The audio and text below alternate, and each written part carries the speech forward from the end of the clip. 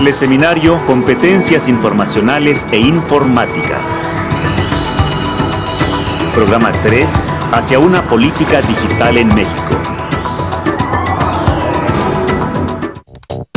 La alfabetización digital representa la mejor alternativa en el proceso de enseñanza-aprendizaje, enfocado a las competencias informacionales e informáticas. Esto significa generar un espacio pedagógico amplio sobre una plataforma tecnológica orientada a la educación. Una normatividad sustentable en competencias requiere de una adecuada política digital. En nuestro país, el tema de las políticas digitales no es ajeno, ya que podemos ubicarlo en sectores como el económico y el de gobierno. Para desarrollar una alfabetización ligada a una política digital, es necesario crear modelos compatibles al contexto social para entender el lenguaje de la tecnología y crear criterios propios. ¿Qué tan importante es asentar las bases de una política digital educativa en nuestro país?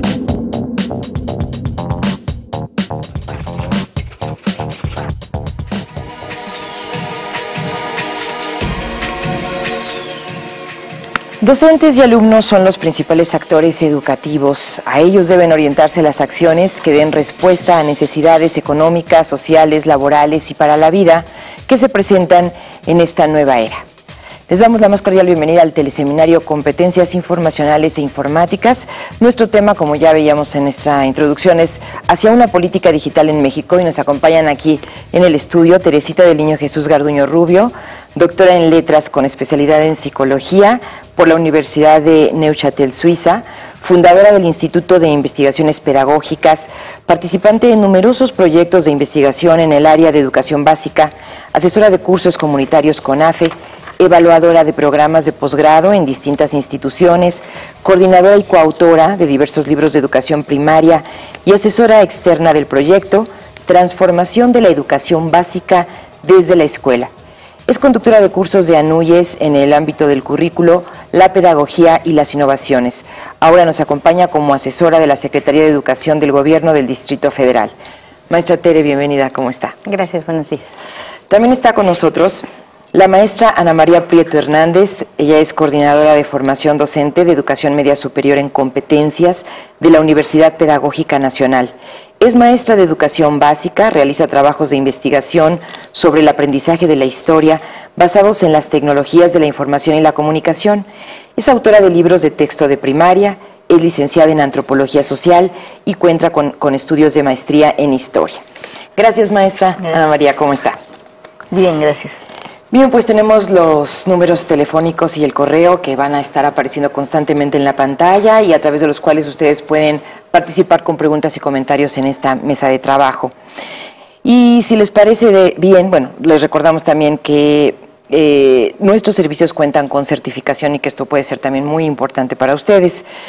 Empezaríamos, si les parece bien, haciéndoles la pregunta, ¿desde cuándo la educación en nuestro país ha incorporado el uso de tecnologías, de la tecnología informática y ha integrado estos a sus procesos? Maestra Ana María. Yo creo que esto es un proceso que se ha dado aproximadamente en los años 60 a la fecha, con obviamente la incorporación de la televisión como un elemento, podríamos decir, de transmisión, no solamente de entretenimiento, sino educativa. La televisión educativa, y creo que ahí empieza a irrumpirse el espacio educativo con otros referentes informativos y otros referentes en medios y de lenguajes que no tenían la educación anteriormente.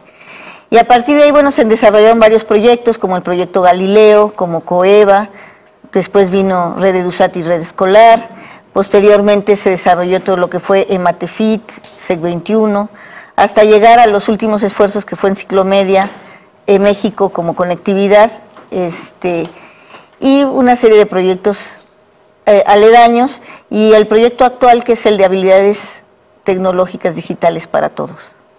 ¿Se podría considerar, maestra Tere, que lo hemos hecho a tiempo y de manera eficiente?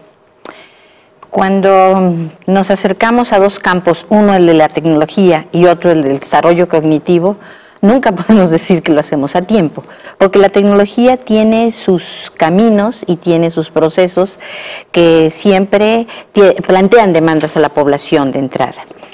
En el caso de lo cognitivo, ha habido un esfuerzo muy importante, no solo en los últimos años, estamos hablando desde los años 80, en la transformación de la propuesta curricular para alentar procesos de reflexión. Sin embargo, estos procesos de reflexión no son las maneras como los docentes aprendimos, no son las maneras como los padres y las madres de los alumnos aprendieron. Entonces, lograr esta transformación no ha sido algo sencillo. Yo diría que pues todavía nos queda muchísimo por hacer. De alguna manera, maestra Ana María, ¿se han cubierto todos los niveles o hay alguno que esté mejor que otro? Pues mira, desafortunadamente se ha puesto énfasis sobre todo en educación básica. Y digo desafortunadamente porque no se había cubierto lo que era educación media superior y educación superior en términos de políticas intencionales en este campo. Entonces eso efectivamente muchas veces provocaba que no hubiera como una continuidad y una visión de conjunto. Entonces, fundamentalmente se ha atendido lo que es educación básica, proyectos dirigidos a primaria, secundaria, centralmente. Ahora, con la reforma integral del bachillerato, se está atendiendo lo que es media superior y espero que con la introducción de la universidad abierta y a distancia se empiece a reflexionar en los cambios sustanciales que va a requerir el campo de la educación superior. Esto, entiendo, ustedes aclárenme este punto, se ha ya formado... Hablaban en la introducción del programa de las políticas digitales, ¿no? Ya forma parte de una estrategia sectorial, ¿no? Lo que quisiéramos saber es si estas estrategias y líneas de acción que se incluyen en este programa sectorial, pues se están llevando a cabo, son las adecuadas o cómo se plantean estos objetivos. Yo creo que hay esfuerzos muy importantes. Voy a poner como ejemplo en educación media y en educación superior, que bien es cierto, como lo dice Ana María, los primeros esfuerzos se dieron fundamentalmente en educación básica. Sin embargo, pensando en este objetivo 3, que busca utilizar las tecnologías de la información para mejorar los aprendizajes, y además dice como muy claramente, las competencias para la vida, eso es algo que ese calificativo, ese apellido de para la vida es muy importante, tiene ya respuestas muy interesantes en educación media y en educación superior con los procesos de formación de sus docentes. Instituciones de gran tradición en México, como es el Instituto Politécnico Nacional, ha hecho esfuerzos muy importantes para formar a sus maestros en esta nueva perspectiva, tanto desde la visión de una educación centrada en el alumno y por otro lado una educación que aprovecha las tecnologías de la información. Y precisamente el diplomado de formación y actualización docente que ha trabajado el instituto desde el 2002 ha permitido precisamente entrar en este campo. No diríamos que está hecho todo el trabajo, porque hay un esfuerzo importante de formación de docentes para que ellos puedan realizar una tarea diferente. Exacto, ahí está el gran reto, ¿no? Antes de entrar al programa de hoy, a este programa, ustedes platicaban justamente de que los docentes se han incorporado partiendo de ceros, ¿no? En un momento dado, porque no es lo mismo ver a los chiquitos que desde que están de 4 o 5 años se familiarizan con las máquinas a los que pertenecemos a otras generaciones, ¿no? Ahora, yo creo que ha habido una confusión. La máquina no hace a las competencias informáticas ni informacionales. Es decir, la política ha sido de incorporación de las tecnologías, más no ha habido una política de desarrollo de competencias informacionales e informáticas. De tal suerte que se incorpora el vino nuevo en odres viejos, es decir, se incorpora la tecnología a prácticas educativas y a concepciones pedagógicas anteriores. Entonces, yo creo que el Estado sigue sin entender qué es efectivamente modernizar la educación, no en términos de la infraestructura tecnológica. De que el aula cuente con un equipo. Sí, o sea, no son los equipos lo que hacen una perspectiva educativa distinta, sino es lo que se hace en la escuela. Incluso yo diría que, bueno, obviamente los equipos revolucionan el acceso a la información, revolucionan las capacidades de búsqueda a través de los motores de búsqueda, revolucionan las capacidades de procesamiento. Pero si no se entiende cuáles son estas capacidades, pues pueden estar la computadora usada como máquina de escribir moderna y usada como pizarrón mágico, ¿no? Exactamente. Bueno, o sea que hay que hacerlo, como decían ustedes, un poco en paralelo. Por una parte la tecnología va creciendo y la tenemos que ir adoptando, y por otro lado tenemos que ir nosotros también transformando estas competencias para la vida o adquiriéndolas más bien, ¿no? En lo que se refiere a las metas planeadas para el 2012, ¿se tendrá garantizada la conectividad en las instituciones educativas? ¿Será viable este proceso? Bueno, yo creo que ahí tenemos que ser realistas. O sea, las dificultades, y retomo un poco lo que dice Ana María, tenemos que ser realistas en cuanto a la cuestión de hardware, de instalaciones, de telefonía, que permita que las escuelas estén conectadas, pero también tenemos que pensar que no serviría tenerlo todo puesto si los docentes no han transformado su modelo. Es difícil pensar que todas las escuelas para el 2012 puedan tener esta conexión, y además pensar que tener la conectividad a la Internet, por ejemplo, sería la solución. Yo creo que ahí estaríamos equivocando el camino. Es cierto que el pensar en estas tecnologías nos lleva a uno de los paradigmas que nos implica esta modernidad. Esta modernidad nos implica un apellido muy importante, que es la incertidumbre. No podemos asegurarle a los docentes, ni a los niños, ni a las familias, que conocemos todos los caminos por los cuales va a transitar todo el proceso de construcción de conocimientos. Esto, la manera como se han construido en los últimos tiempos, tan desordenada y tan caótica, pues hace que no se pueda garantizar.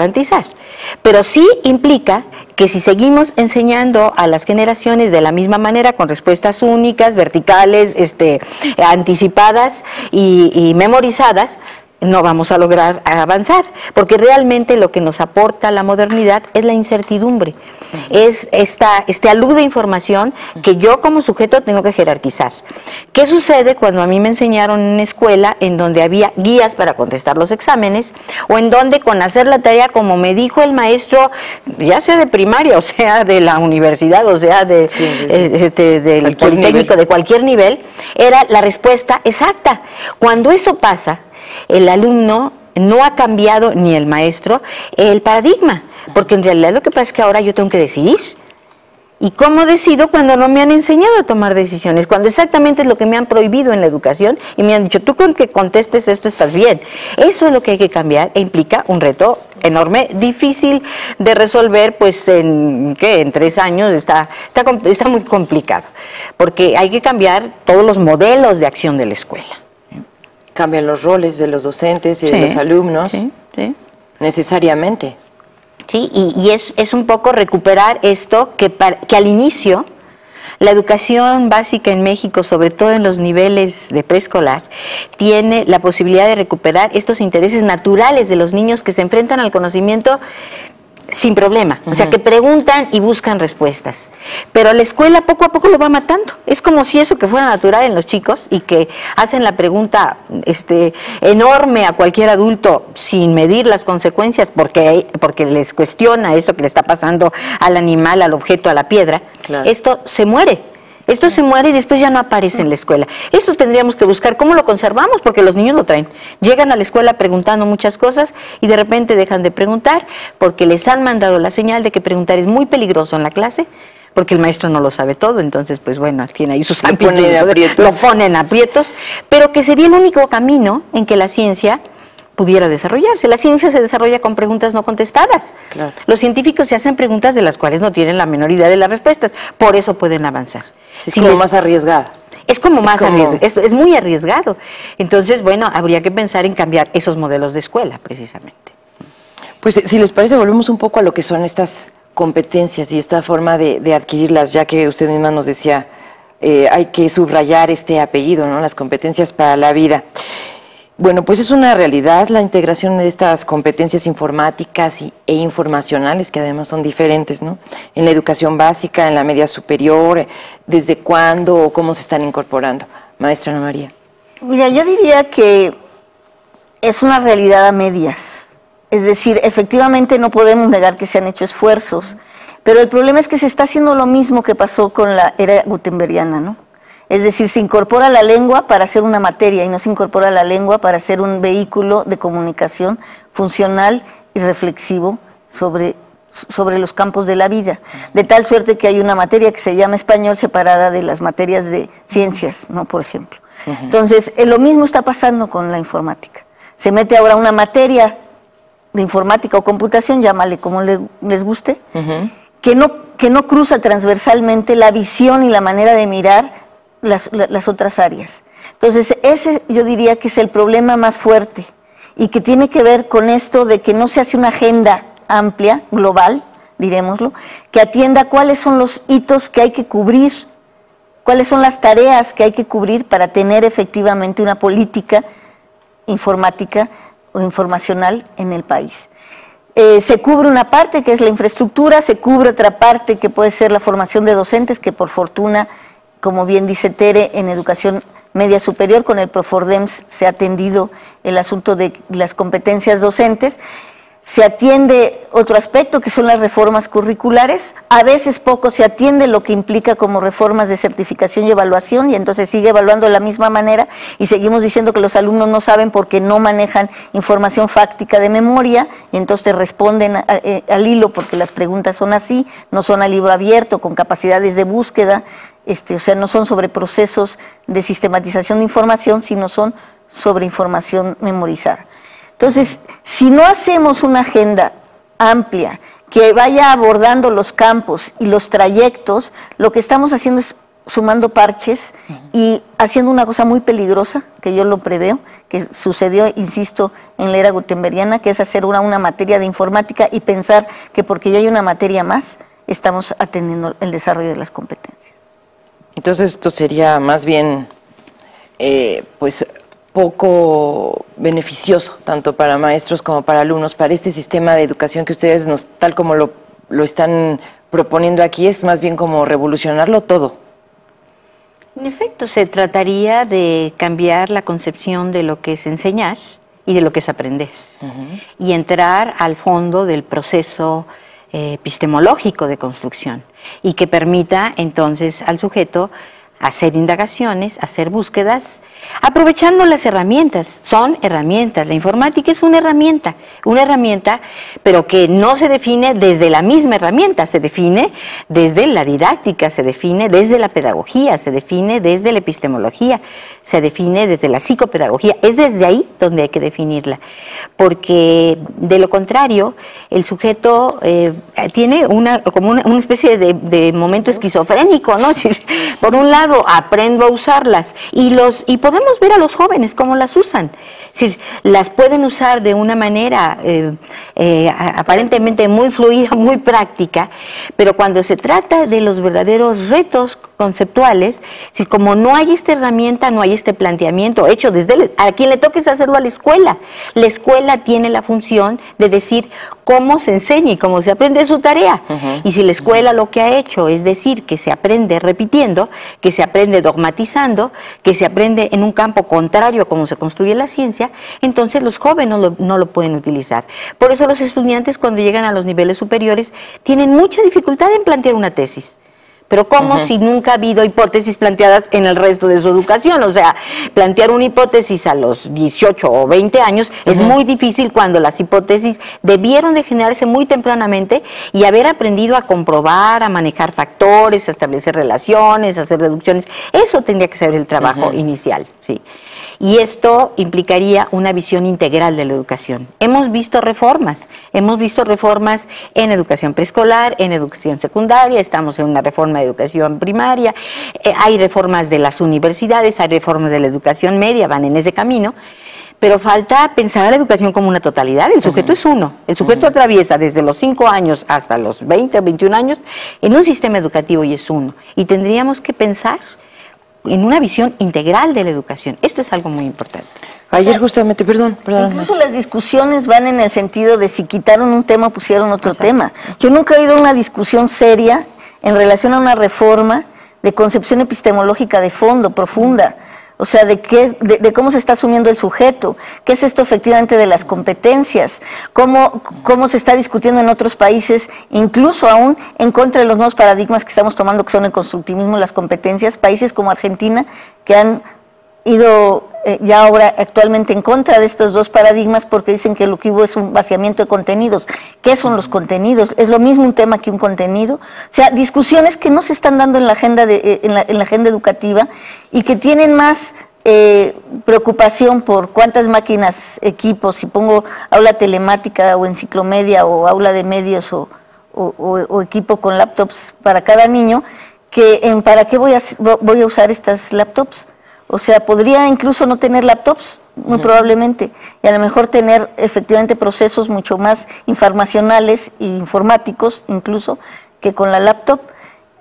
O sea, no quiere decir que esto vaya en contra de estas políticas. Me parece perfecta las políticas de conectividad y de incorporación de tecnología en el aula, pero si no entramos al meollo del asunto, como decían, que sería el para qué, las vamos a requerir, bajo qué consideración y paradigma epistemológico de construcción del conocimiento estamos trabajando, pues, insisto, es parchar y poner más de lo mismo y a veces incluso peor, porque yo veía compañeros míos, nosotros trabajamos juntas en Enciclomedia, yo fui un tiempo directora académica de ese proyecto, Tere dirigía la parte, era coordinadora del área de geografía, y lo que veíamos era maestros que en lugar ahora de que se tuvieran que aprender X temas, ahora lo que hacían era que repitiera toda la información que traía en carta o que habían visto en un video. Entonces, era todavía peor.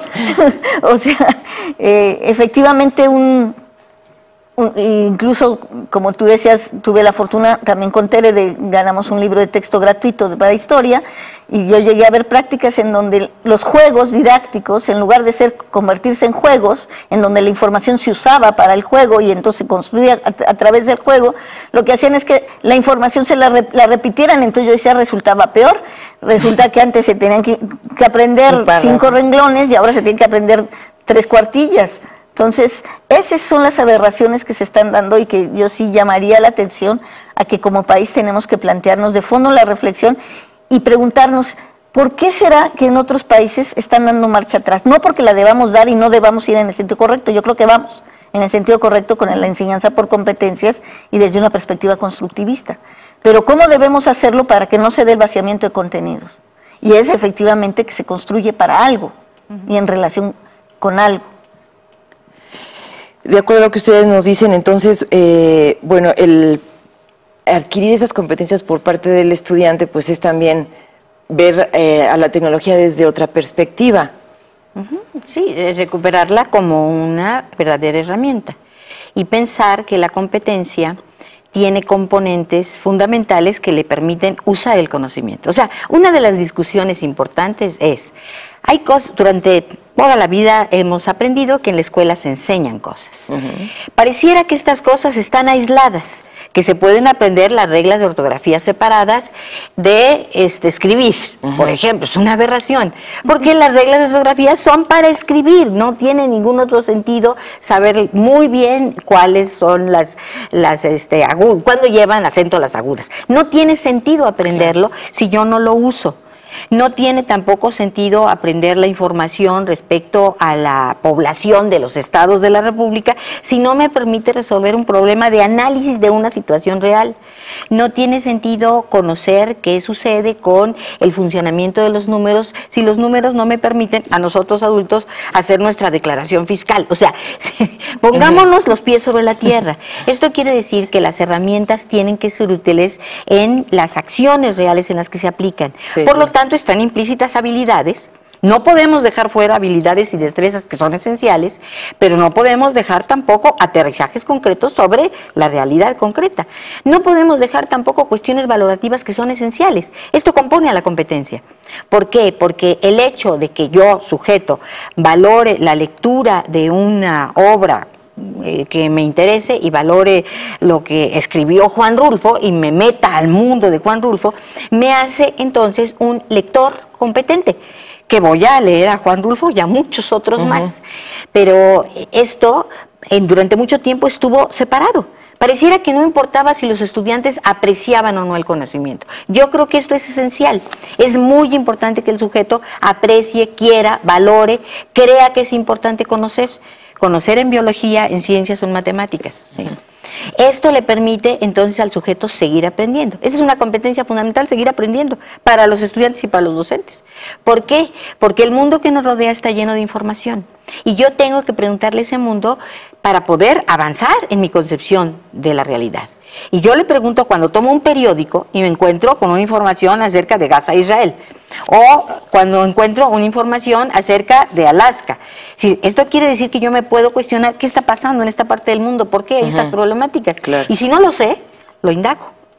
Esto me permite ser un sujeto que permanentemente está en un proceso cognoscente y que me apasiona conocer, porque yo no puedo aceptar estar en una realidad que no entiendo, ¿sí? Esto implicaría entonces que esta conjunción de conocimientos, hay contenidos, como dice Ana María, los contenidos no pueden desaparecer, son esenciales. Hay conocimientos reales, hay habilidades y destrezas, hay cuestiones afectivas, valorales, que me van a permitir usarlo en diferentes contextos. Porque además hay una cosa importante. Esta información, por eso al hablar de competencias informacionales, tiene que ver con que la información la puedo usar en diferentes momentos y lugares, no donde la aprendí. Eso es algo muy nuevo de la educación, por lo menos explicitada a los docentes y a todos los actores. La información no se usa en los lugares ni en las formas aprendidas, se usa en otros contextos. Entonces yo tengo que tener capacidad para poderla transformar, porque las preguntas van a ser diversas, porque el reto al que me enfrenta un mundo tan conectado es que las preguntas, las demandas de información o los problemas van a ser diferentes a los que yo me enfrenté. Y yo tengo que preparar al estudiante a que enfrente esta diversidad que no está en el aula, porque en el aula nos enseñan a aprender de una sola manera. Exacto, y sí, con mucho que sea muy rico, de todas maneras es un espacio cerrado y chico, claro, y aparte, separado del resto del mundo. Bueno, pues han dicho ustedes aspectos muy importantes que tendrían que pensarse como nueva etapa del aprendizaje, ¿no? Aprender a decidir, aprender a investigar. La investigación sería como, más que decir estoy estudiando, es decir estoy investigando, porque todo el tiempo tendríamos que estar en esta dinámica, ¿no? Además, esa investigación no de las típicas que nos hacían en la escuela, investiga sobre Mesopotamia, ¿no? Y comprábamos la monografía. Entonces comprar la monografía e investigar era pegar monografías y transcribir textos. Sino, las preguntas tendrían que ser mucho más sustanciales y yo diría un inventario de preguntas. Claro. Que referiría a ir profundizando en las cosas a partir de irte haciendo cada vez preguntas más complejas. Y como bien dice Tere, las dos como maestras de educación primaria, tenemos la experiencia de que los niños llegan efectivamente con un mundo de preguntas. Y se encuentran en la escuela, en vez de la motivación a profundizar el mundo de preguntas e ir encontrando respuestas, a un mundo de respuestas únicas, fácticas, absolutas, en donde ya te dieron la respuesta, ya no hay más que preguntar. Y eso ha castrado efectivamente las capacidades y las competencias informacionales. Y diría, las informáticas están vistas desde una perspectiva netamente operativa. O sea, el saber manejar el equipo. Pero ¿para qué? ¿A dónde voy cuando manejo? El sentido ético de lo que estoy haciendo, eso no se trabaja. Y el asunto es que entonces hace a un conjunto de variables que, si no están interrelacionadas efectivamente, tenemos el caso pues de chicos que pueden usar la informática, pero para cosas no necesariamente muy éticas, ¿no? Si les parece, hacemos una pausa. Vamos a volver con estos aspectos y con, bueno, pues lo que significa el papel también de los estudiantes, y vamos a abundar más sobre el papel de los docentes. Volvemos en un momento más.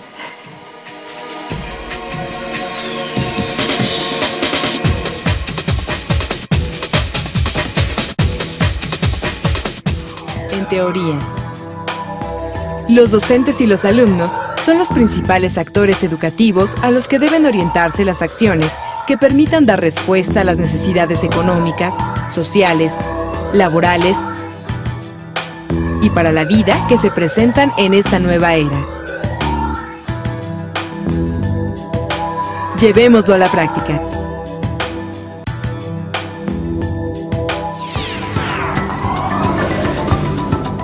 Regresamos. Abstracción, generalidad, formalización, lenguaje simbólico. Algunas dimensiones del conocimiento matemático. Un reto para la enseñanza cuando tratas con alumnos de 8, 11 o 16 años. La serie Didáctica y Matemáticas es un llamado a la reflexión acerca de la enseñanza y el aprendizaje de las matemáticas. Participa del 19 al 23 de octubre por Canal 14 de la red EduSat a las 10 y 15:30 horas. Comunícate al 3601-8100, extensión 24393. LADA 01800 4834 883. ¿Todo bien? ¿Ya? Ok. Ya vamos a... Dirección General de Televisión Educativa. Secretaría de Educación Pública. Continuamos. Adquirir los conocimientos necesarios para desenvolverse en la sociedad del conocimiento y ser capaces de utilizar las tecnologías de la información y la comunicación favorece la estrategia de búsquedas pertinentes, los procesos de aprendizaje constructivistas y la implementación de modelos didácticos coherentes. Pero sobre todo, permiten que los estudiantes aprendan por sí mismos a lo largo de toda su vida.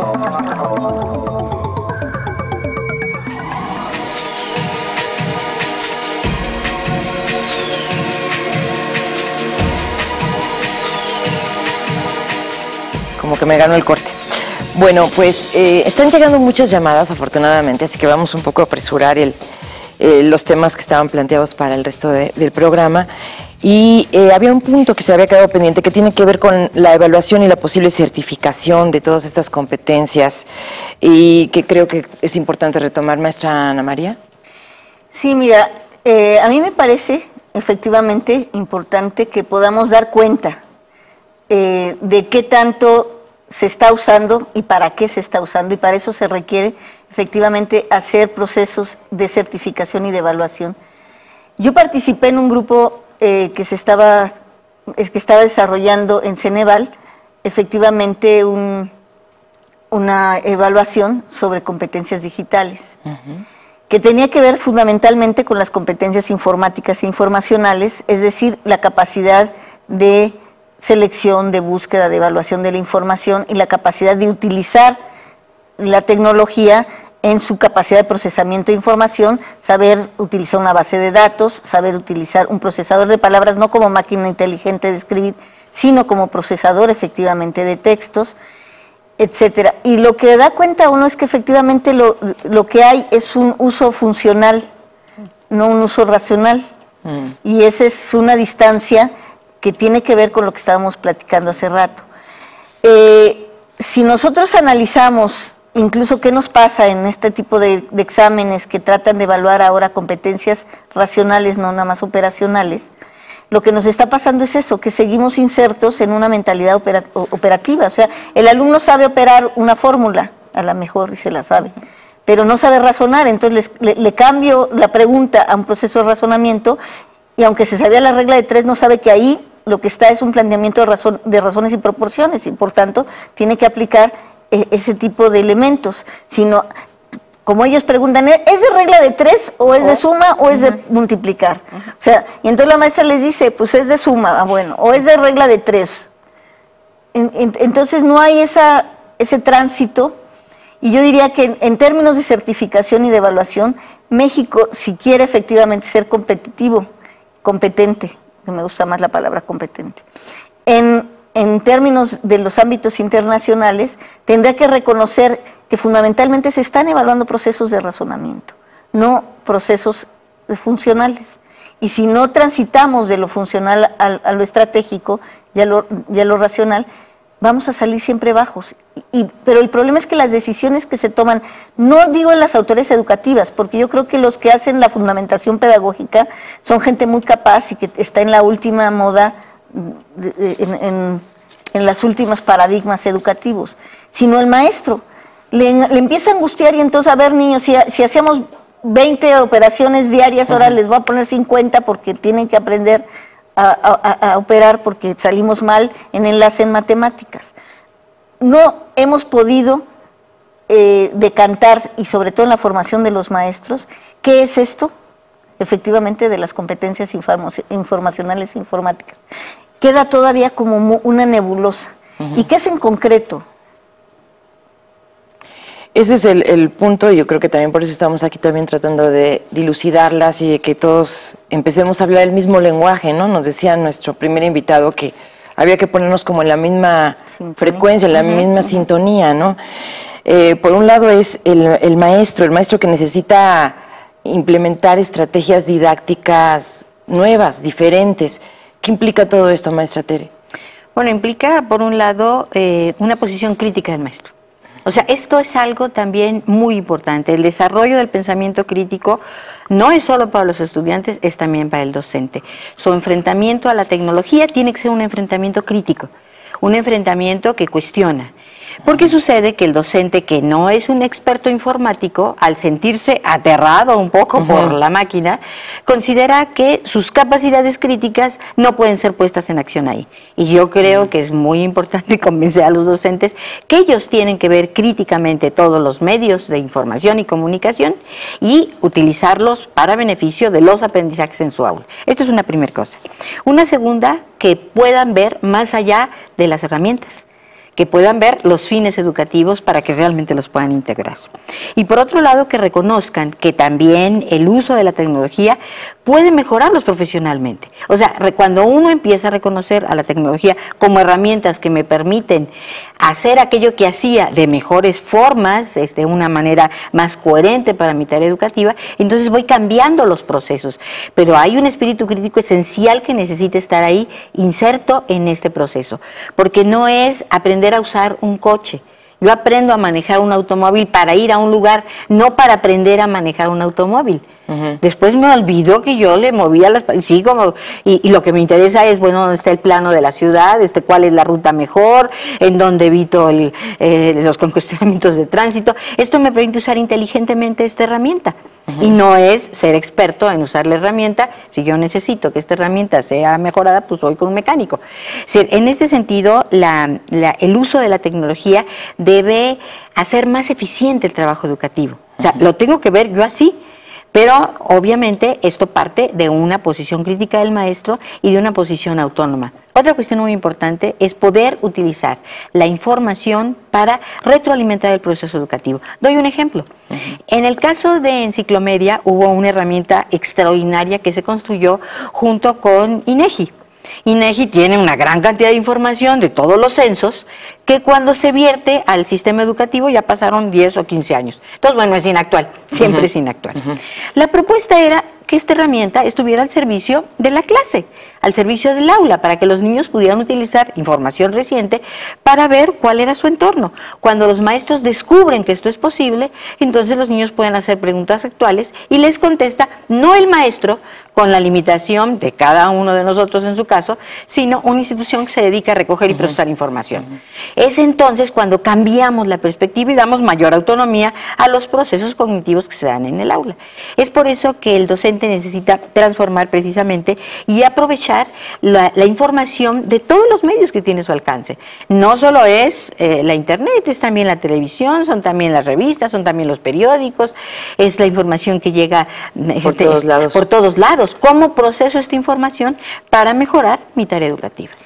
Y que lo que acaba de decir Tere justamente nos lleva a que no son únicamente las nuevas tecnologías de la información y la comunicación. Yo me pregunto, ¿cuándo se usó inteligentemente el periódico que tiene siglos, digo desde el siglo XIX, como una herramienta importante en la escuela? ¿Cuándo se usó la radio? ¿Cuándo se usó la televisión? ¿Sí? Incluso el paradigma de la televisión educativa de telesecundaria era el maestro parlante. O sea, no había la televisión como un medio de acceso a la información, incluso pareciera que necesitábamos tener la tecnología en la escuela y no que la vida que está tecnologizada también va a la escuela, porque el niño va a la escuela y vio televisión y vio noticieros y vio una serie de cosas. Por ejemplo, recuerdo ahorita justamente una estrategia didáctica que yo hice, porque yo regresé a la primaria a trabajar 2 años, hace 2 ya,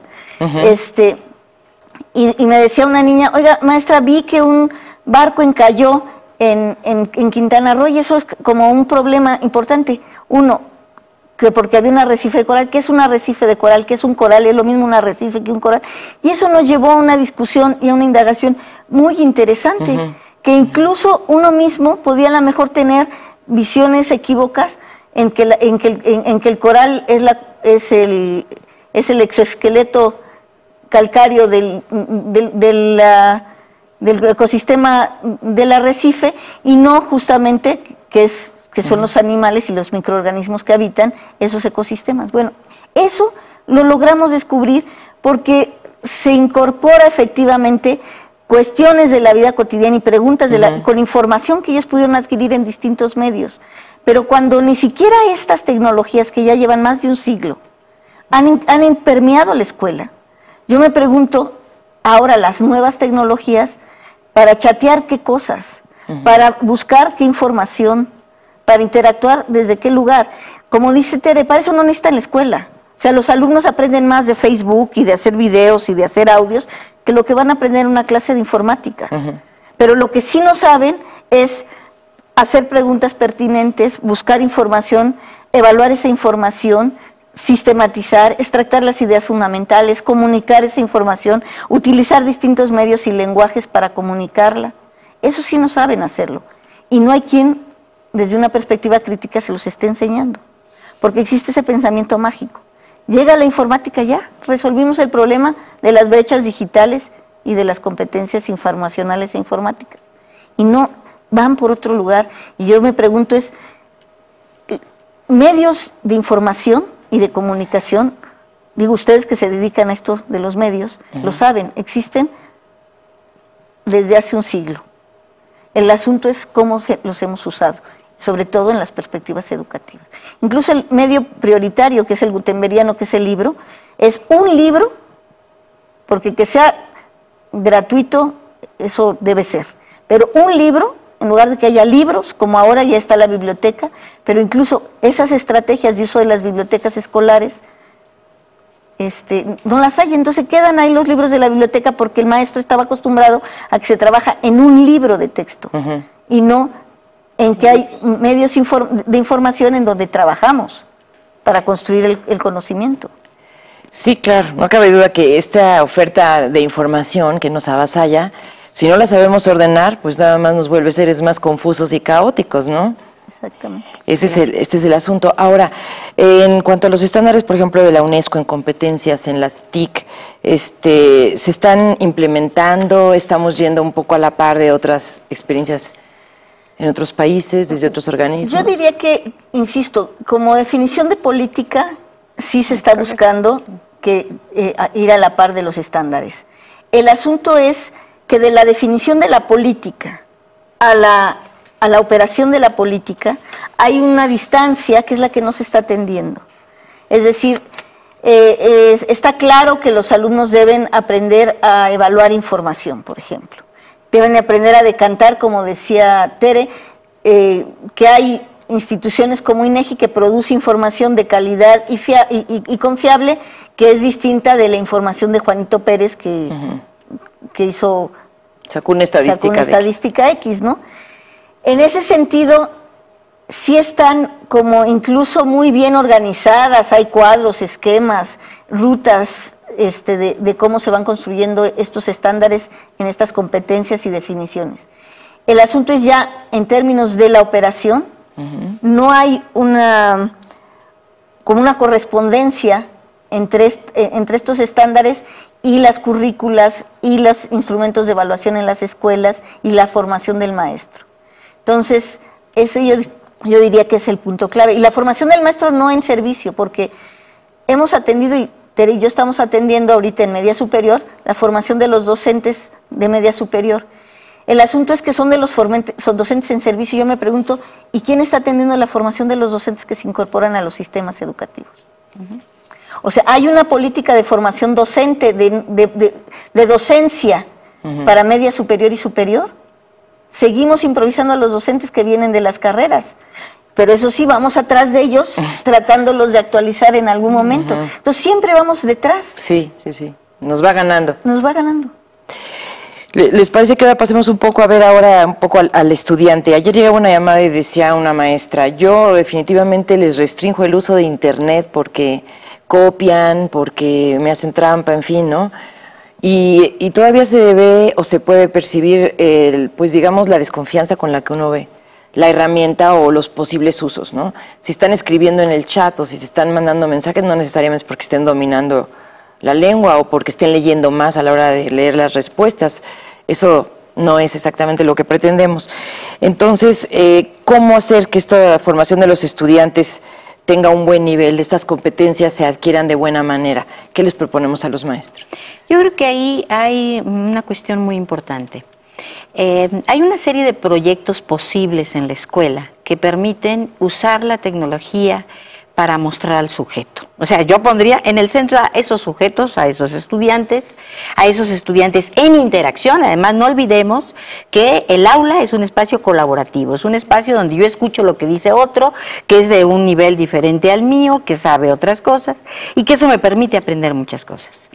En ese proceso de colaboración y de interacción en el aula, hay proyectos que permiten, a través del uso de la tecnología, mostrar al sujeto. Yo doy un ejemplo: la elaboración de un periódico en el aula que muestre las diferentes visiones del grupo en relación a un problema determinado.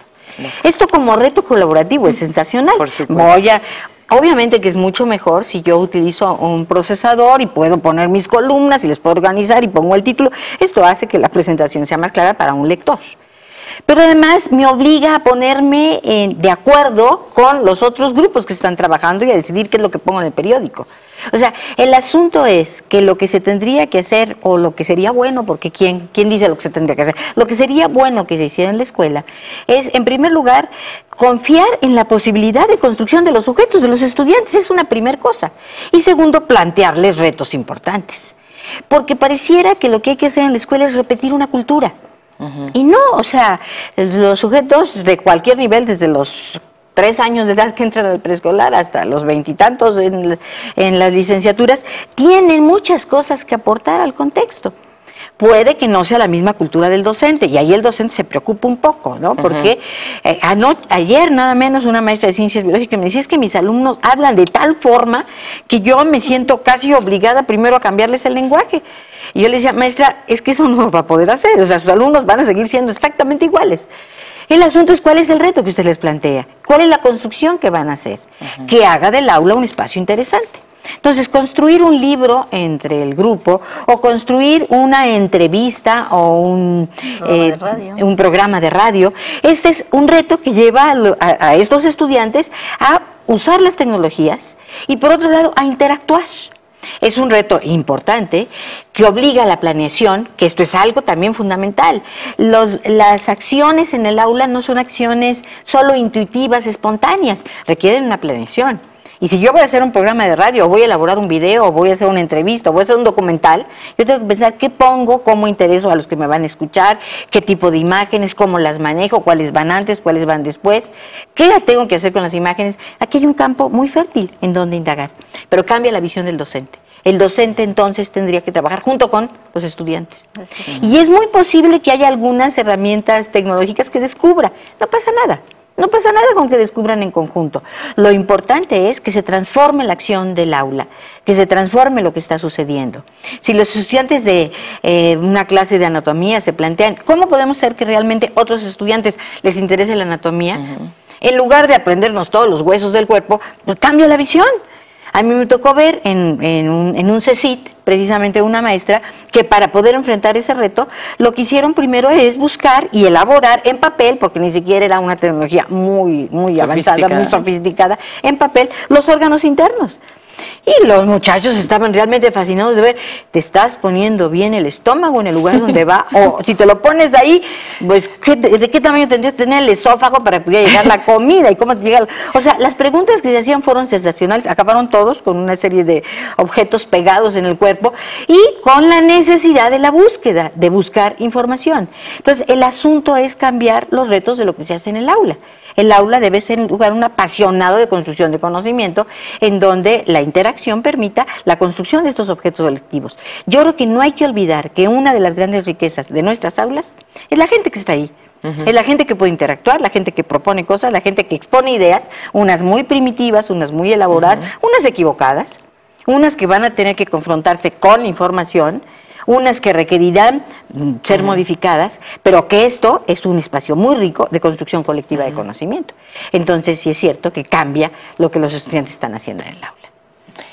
Sí, me llama la atención, ¿no? A partir de esta semana, de escucharlos, de asomarme al mundo de ustedes, cómo al final de todo vuelve uno a la primera situación comunicacional, que es expresar con el otro, o sea, hablar con el otro, interactuar con el otro, comprenderlo y confrontar lo que yo sé con lo que tú sabes o con lo que tú me haces dudar, etcétera, ¿no? Y volvemos al principio de la comunicación, ¿no? ¿Sí? Por más que ahora estemos acompañados de tanta tecnología en esta era informática, ¿no? Bueno, ante la posible duda, ante el posible criterio un poco más pesimista o apocalíptico de que si estas tecnologías de la información y la comunicación atrofian o un poco alteran nuestras formas de vida o violentan nuestros valores, por lo que ustedes están diciendo, por lo que vemos, si tienen un buen uso y un uso muy creativo, sobre todo de imaginación, pues al contrario, ¿no? Están para enriquecer al ser humano. Desde luego, porque tenemos acceso a información y a lenguajes ante los cuales no teníamos antes. En la televisión, los niños pueden ver el día de hoy cómo un gusano se convierte en crisálida y en mariposa. Entonces, abreviamos los tiempos y los niños ven y dicen, es verdad, lo voy a comprobar y voy a observar y voy a buscar dónde están esos gusanos y dónde están las crisálidas y voy a esperar las mariposas. Esto se puede ver gracias a la tecnología, o ver el nacimiento de un elefante, o ver qué pasa con la célula, o ver la reproducción. O sea, esto es posible gracias a la tecnología. El asunto es que tenemos que usar los medios para contestar esas preguntas. ¿Es posible? Sí, sí es posible. Lo que sucede es que cuál es la visión desde la cual estamos integrando esta tecnología o estos medios de información o estos medios de comunicación al aula. ¿A través de qué recursos? Además, ¿no? ¿cuáles son los mecanismos sobre los cuales apasionas en el uso de esto? Yo, por ejemplo, veía con los alumnos, los chicos de primaria con los que trabajé en la escuela, cómo se apasionaban para empezar a mirar programas en el 11 o programas en el canal 22. O sea, y tenía que ver con el asunto de si la escuela articula la significación de esos programas. O sea, mucha gente dice es que esos programas no venden. Pues ¿cómo van a vender si efectivamente nadie remite ni crea una cultura para que eso se vea?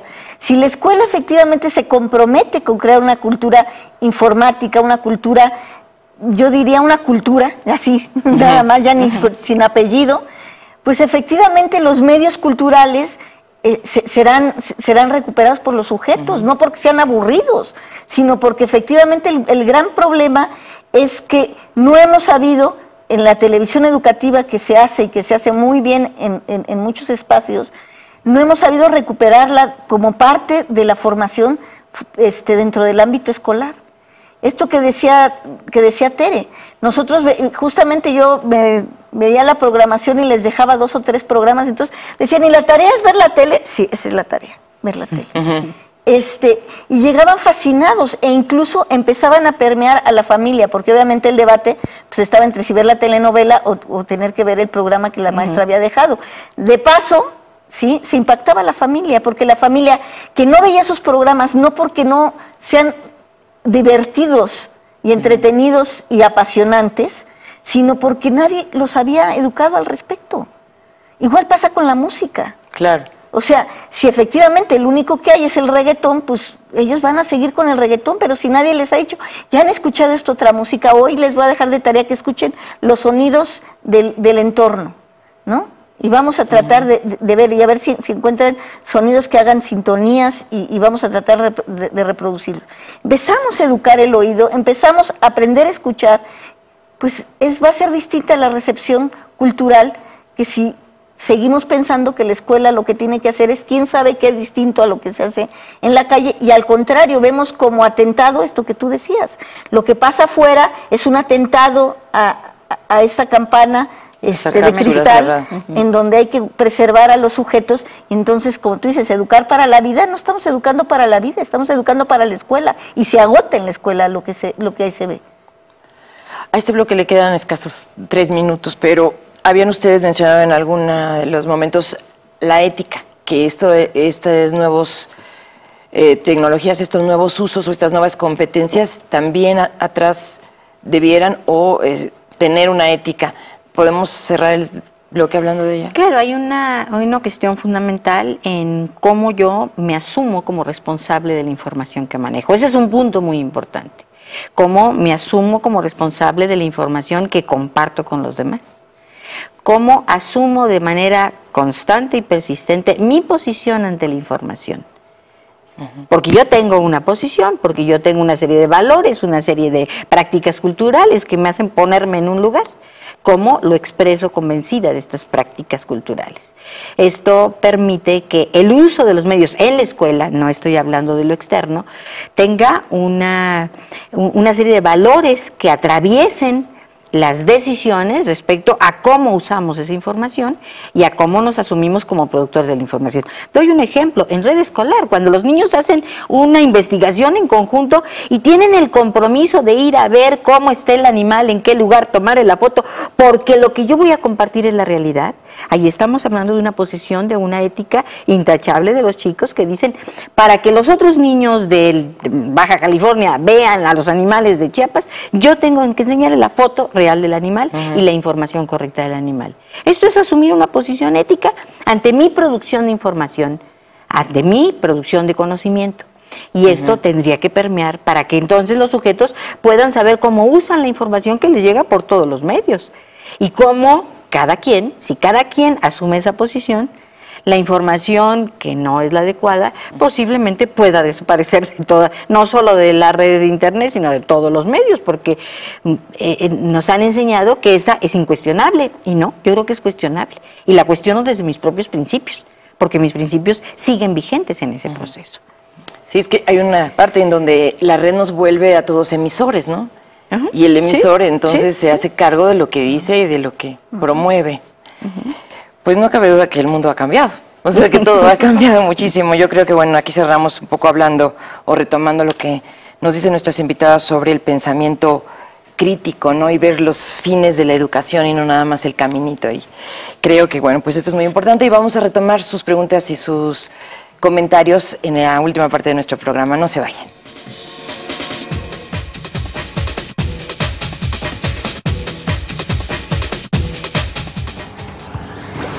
Competencias informáticas.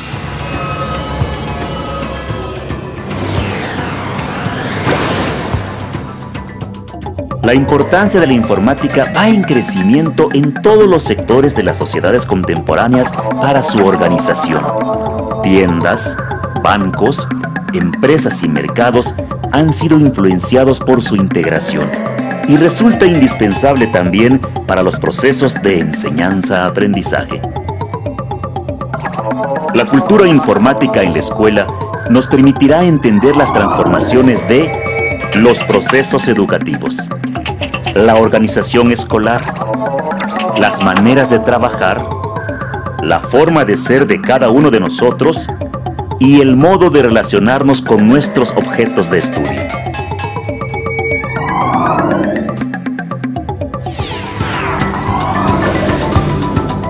Regresamos. Más que solo leer y escribir, en la era de la información requerimos educarnos en el manejo de nuevos lenguajes. Te invitamos al teleseminario Competencias Informacionales e Informáticas, en el que juntos adquiriremos las competencias y destrezas para hacer frente a los cambios del entorno educativo. Del 21 al 25 de septiembre, acompáñanos por Canal 14 de la red EduSat a las 10 y retransmisión a las 15:30 horas.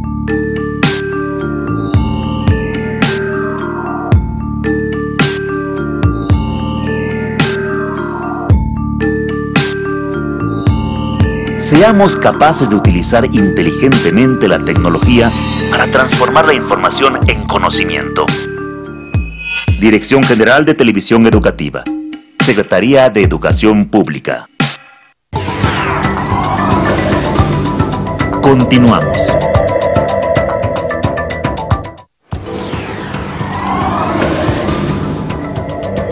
El nivel de alfabetización. La alfabetización social pone énfasis en el aprendizaje direccionado a la inclusión social, que consiste en una perspectiva integrada de aprendizaje y ejercicio de ciudadanía.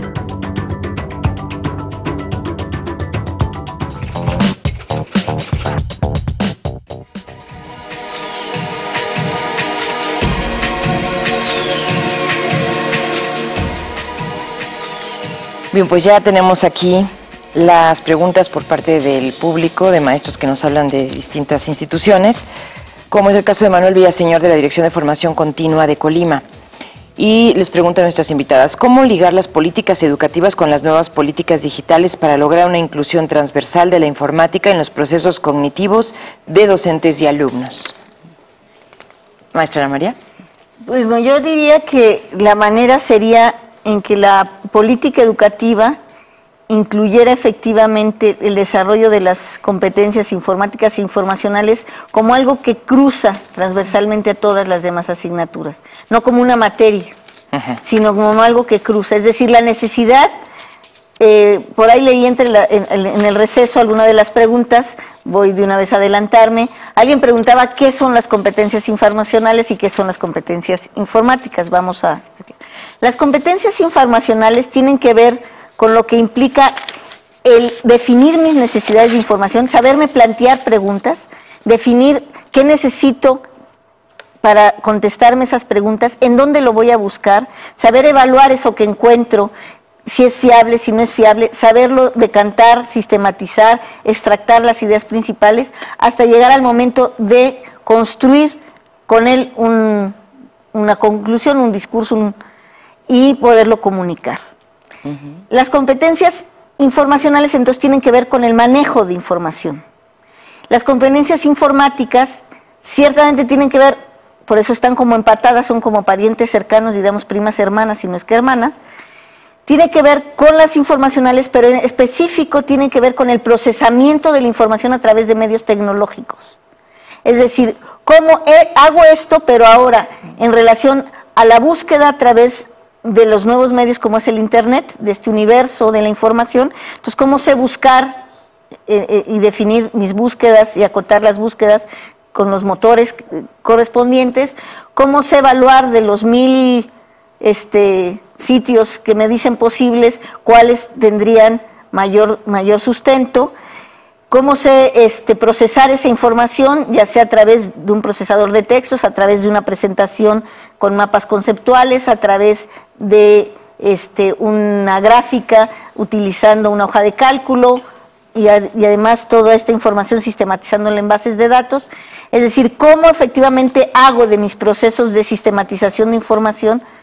Que antes, por decirlo sencillamente, todo eso que nos enseñaban de cómo fichar, en el buen sentido de la palabra, de cómo hacer las fichas bibliográficas y fichas de trabajo, y que nosotros aprendíamos de cómo se iba sistematizando la información de un texto que se leía, las hemerográficas se distinguían de las bibliográficas, y cómo se extractaba la información fundamental y cómo se categorizaban para poder redactar nuestro trabajo final, sobre todo, por ejemplo, cuando hacíamos tesis en la licenciatura.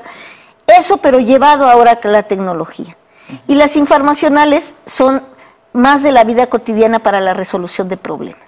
O sea, que son parientas cercanas, pero sí tienen sus cualidades específicas de qué aspectos de carácter metodológico y de carácter cognitivo tengo que ir formando en el sujeto para que se aprenda a preguntar, para que de esas preguntas aprenda a sistematizarlas, para que aprenda a ver universos posibles de información donde puede encontrar respuestas, para que aprenda a de ese universo no naufragar ya una vez que navegó, sino efectivamente lograr llegar a una ruta y a un puerto seguro. Eso sería, y entonces, ¿cómo lo hago transversalmente a través de la política educativa? Sería incorporar en todas las competencias disciplinares, las competencias genéricas y en particular las de uso de la información y de la comunicación. José Carlos Anaya, de la Dirección de Formación Continua también de Colima, dice, ¿qué estrategias deben de seguir los maestros para ayudar a los alumnos en las competencias informacionales e informáticas? Bueno, yo creo que se ha abundado bastante en ello y yo solo sintetizaría. En primer lugar, hay que promover la autonomía de los sujetos, hay que permitir la creación, hay que plantearse proyectos colaborativos, hay que dar la oportunidad de que estos proyectos colaborativos concluyan. Eso es algo muy importante, hay que enseñar a los sujetos que hay que terminar el trabajo, que es muy importante que ese trabajo se consolide.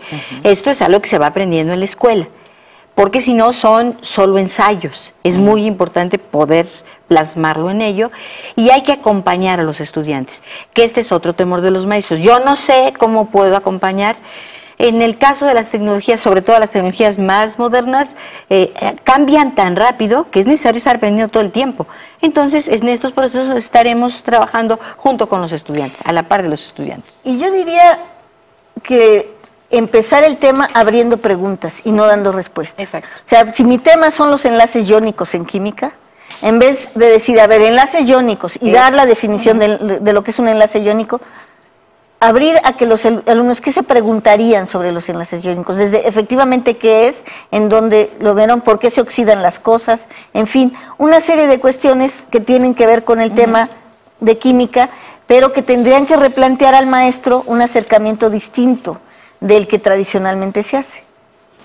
Gerardo Valencia, de la UAM Texcoco, dice, ¿existe un proyecto específico que permita plantear una formación por competencias a los docentes?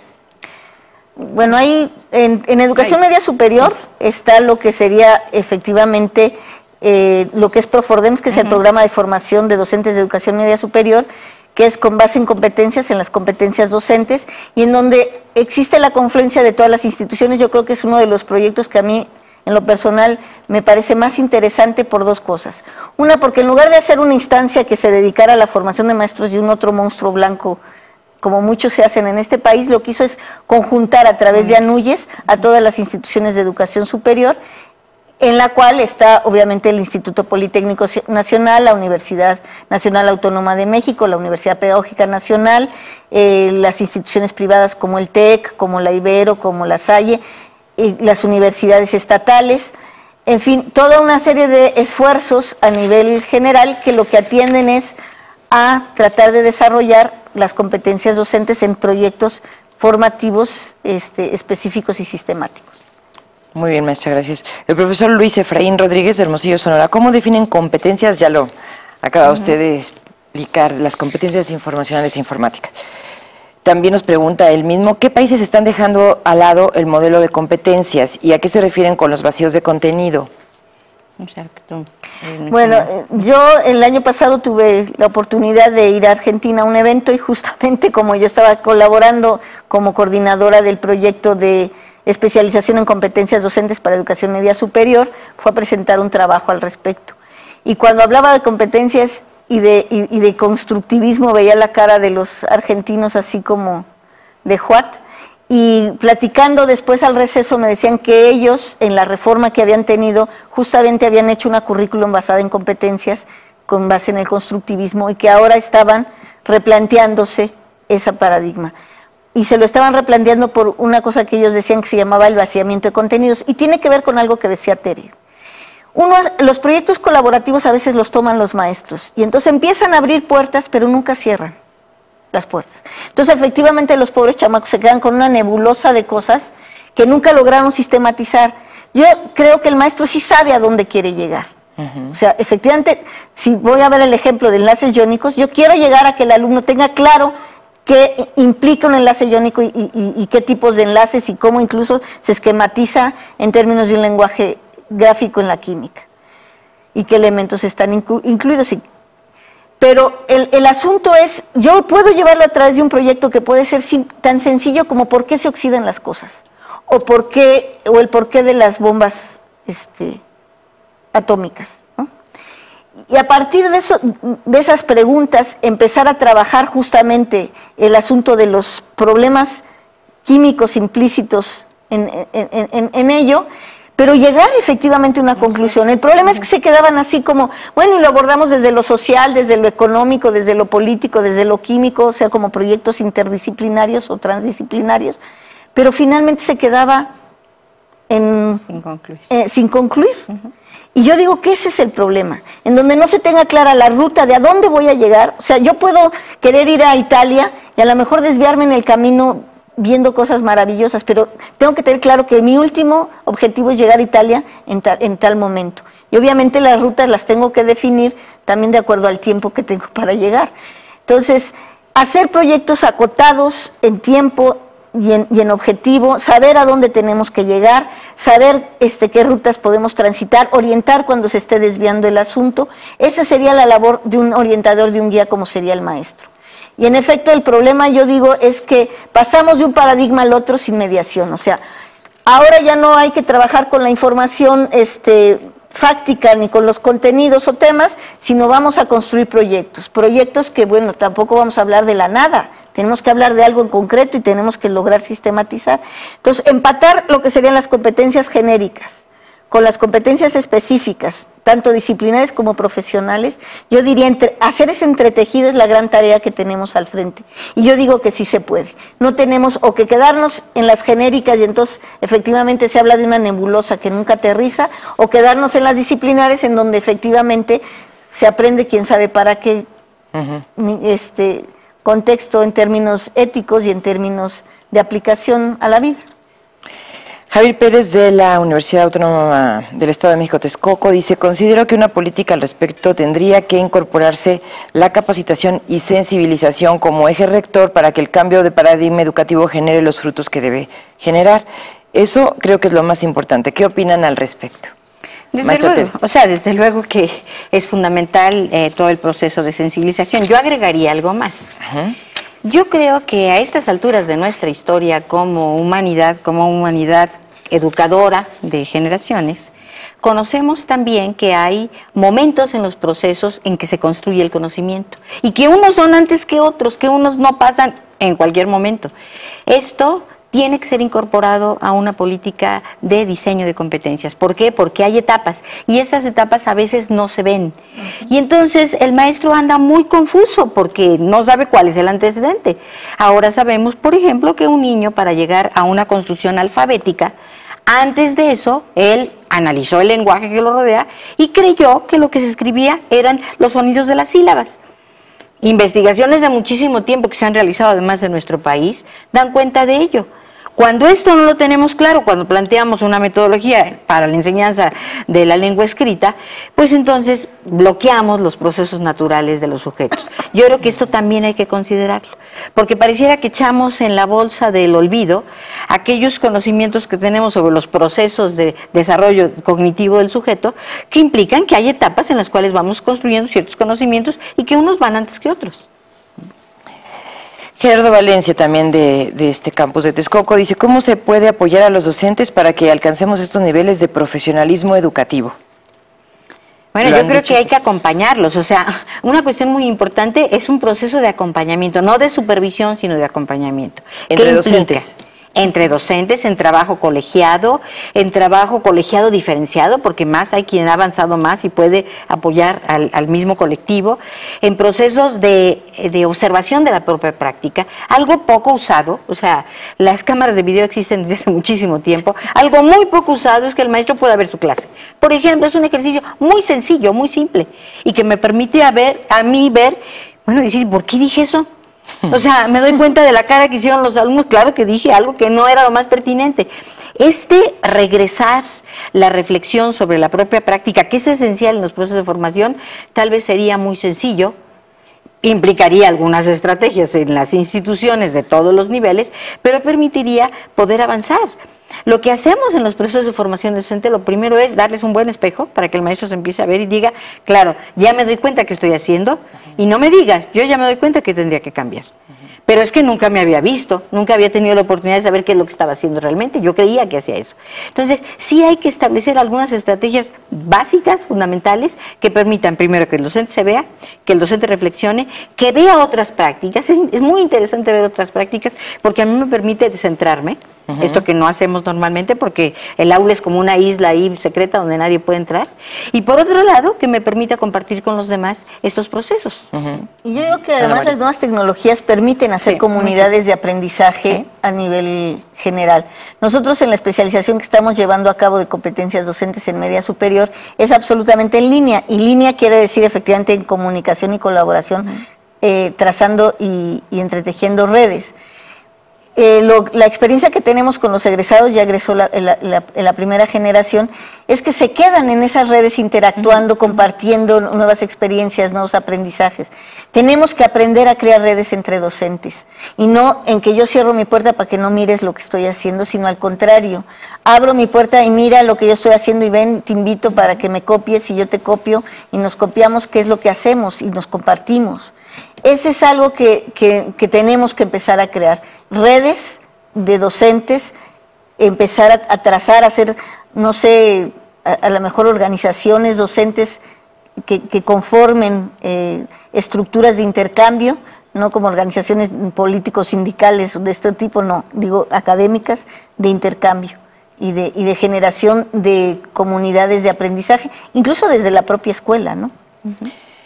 Por otra parte, María Guadalupe Pacheco, también de la UAM Texcoco, dice: ¿de qué forma podemos integrar las nuevas tecnologías en nuestra enseñanza que promuevan el discernimiento del conocimiento?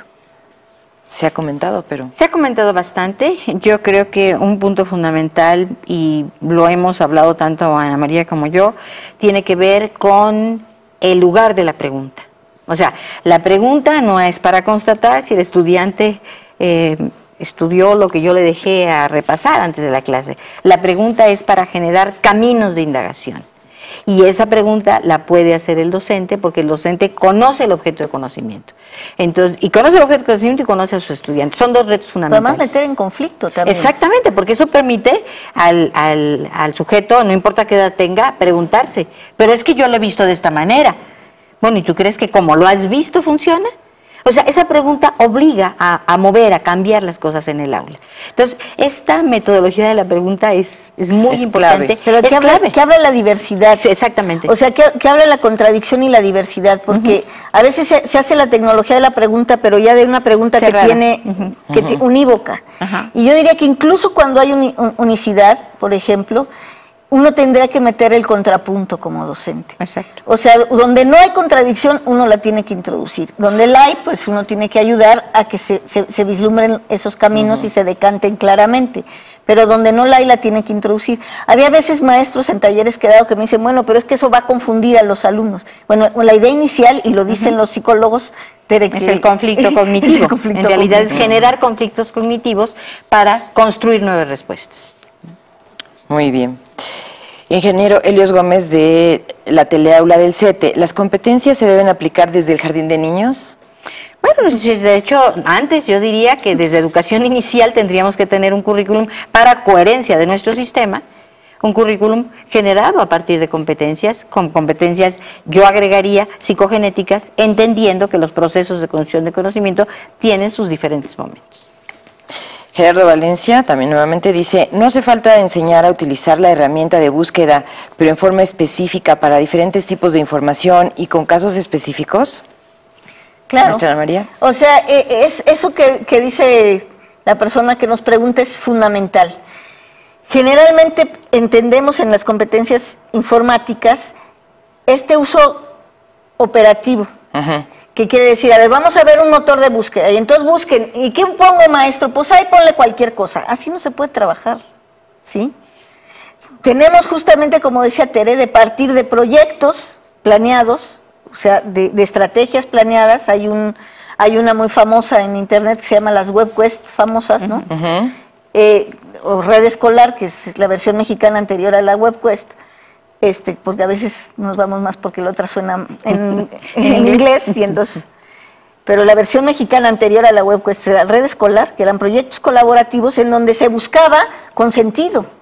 O sea, efectivamente un buscador tengo que usarlo con algún sentido, y entonces entender que hay sitios para buscar información gráfica, que puedo buscar en imágenes, que puedo hacer recortes con el lenguaje booleano, en fin, hay una serie de estrategias de búsqueda, pero con un sentido claro.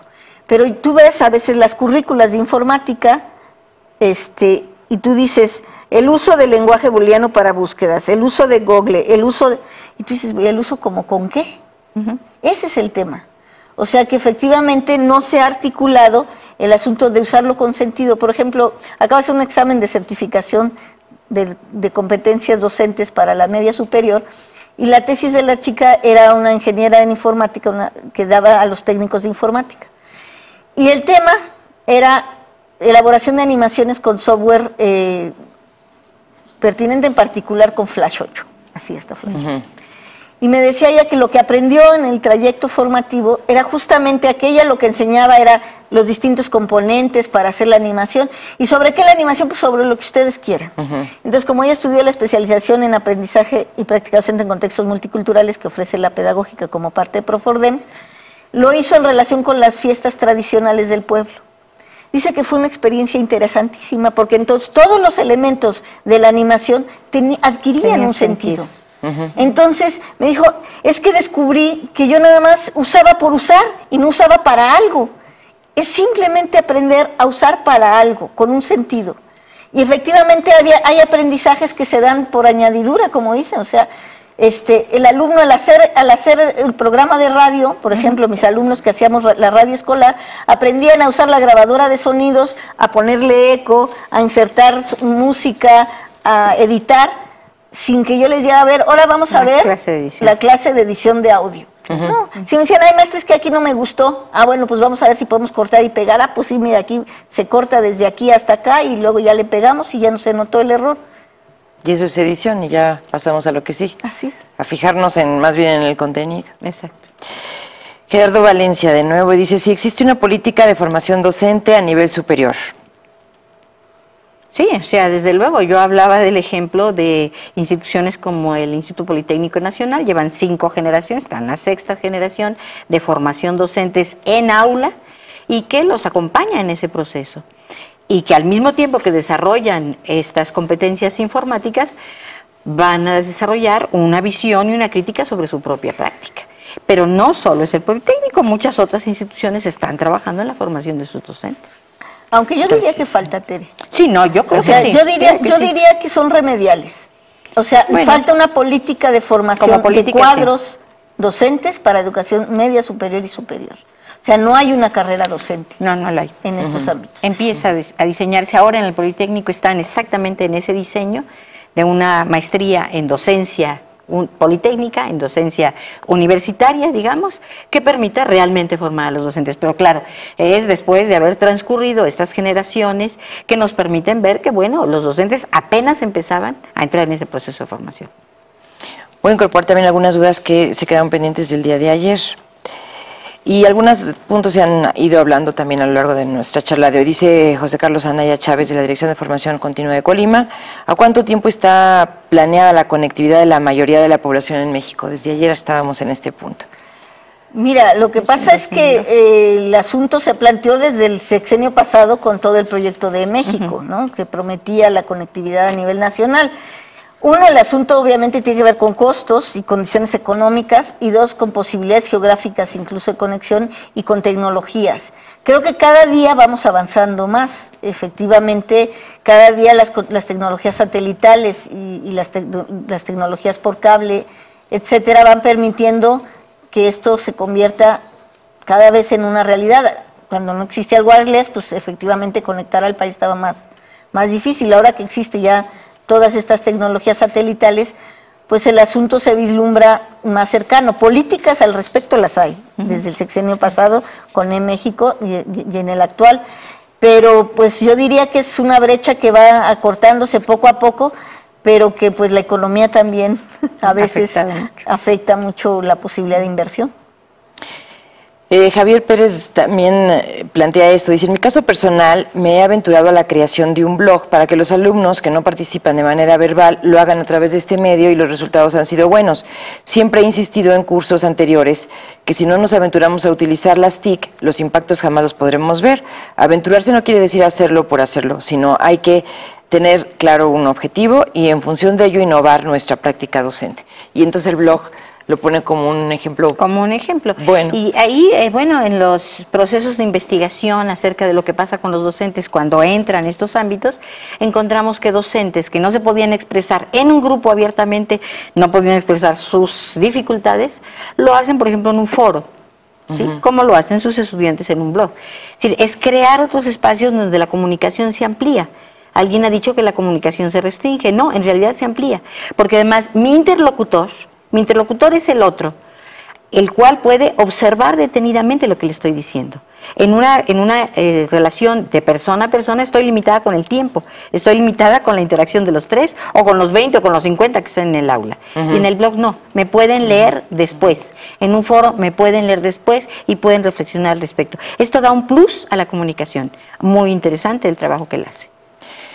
Ariadna Martínez, también de la Universidad Autónoma del Estado de México. ¿Cuáles serían las estrategias a utilizar para cerrar la brecha digital de los docentes del siglo XX y los alumnos del siglo XXI? Un poco todo lo que... Pues todo lo que hemos hablado, o sea, yo creo que es repetir lo que hemos hablado. Habrá que ir junto con ellos, yo diría, no tengamos temor de ir junto con los estudiantes aprendiendo, usando, aprovechando las tecnologías y además formándonos en ese proceso todo el tiempo. O sea, yo diría que la brecha no tendríamos que esperar a que se cierre la brecha para transitar, Claro. Sino yo diría que el maestro tendría que tomar una actitud más humilde, de entender que hay cosas que él sabe más que los otros, que la experiencia le ha dado y los años y otras posibilidades académicas, pero hay cosas que justamente saben más los jóvenes y que en ese sentido él pueda convertirse en aprendiz de esos procesos. Yo diría que cuando tengamos una actitud más humilde y menos de que el maestro es el que tiene que poseer la verdad y la razón y el saber, podríamos transitar sin necesidad de asustarnos que haya esto, o sea, claro. Creo que eso es tener una actitud más humilde, diría yo, ¿no? Samuel Raimundo, creo que ya con esta vamos a despedir. Necesitamos un conjunto de acciones que van desde la formación, la capacitación y detectar las necesidades. Saber utilizar determinado software nos permite hacer cosas maravillosas. El fin no es el uso de la tecnología, sino qué quiero lograr al utilizarlo. De alguna manera... Concluye porque bien. Lo han dicho ustedes de otras maneras. Pues yo creo que ha sido muy interesante, muy rico y que se han tocado aspectos muy interesantes de esta aula, que a veces decirle nueva aula también puede sonar ya trillado, gastado, pero este espacio colaborativo, ustedes dijeron, de interacción, de construcción, de más en forma colectiva de estos conocimientos construidos entre todos, y creo que eso hasta se antoja volver a la escuela y replantearnos muchas cosas, ¿no? Hacer las preguntas, volver a las preguntas. Mamá, yo diría que la escuela tendría, aparte de estas nuevas tareas que no hemos considerado en la política, dado que estamos hablando de políticas educativas, y que tendría que ser los nuevos contextos. La sociedad es una sociedad que antes, bueno, efectivamente sabemos que desde las épocas de antaño se educaba en la vida cotidiana. El problema es que la ruptura de redes sociales ha hecho que el espacio privilegiado, ya no solamente educativo en términos formales de adquisición de información y conocimientos formalizados o sistemáticos, sino a veces de confluencia con otros, es el espacio escolar. Uno, porque ya las familias se han reducido en número. Yo soy de una familia de 9, pero pues mis hermanos no tuvieron más que 1, 2 hijos cuando mucho. Entonces ya no existe la interacción en casa como existía antes, que entonces tú aprendes del hermano mayor y le enseñabas al pequeño. Ahora el espacio escolar tendría que convertirse en ese espacio de interacción social, en ese núcleo social que las familias, desafortunadamente por la inserción al mercado laboral, se han venido rompiendo, como la familia tradicional en que se comía juntos, se compartía, claro, juntos. Todo eso se ha ido Eso se ha ido perdiendo. Entonces, yo diría que tenemos que ubicar a la escuela en ese contexto. Pues nos vamos a tener que despedir. Les agradecemos muchísimo su participación, toda la experiencia y todo el vasto conocimiento que tienen sobre estas cuestiones, sobre esta política digital en México que va caminando detrás, pero esperamos muy deprisa. Y mañana vamos a presentar a ustedes proyectos para el desarrollo de competencias, así que los invitamos a acompañarnos en este mismo canal y en este mismo horario. Muchísimas gracias, maestra Tere, muchísimas gracias maestra Ana María.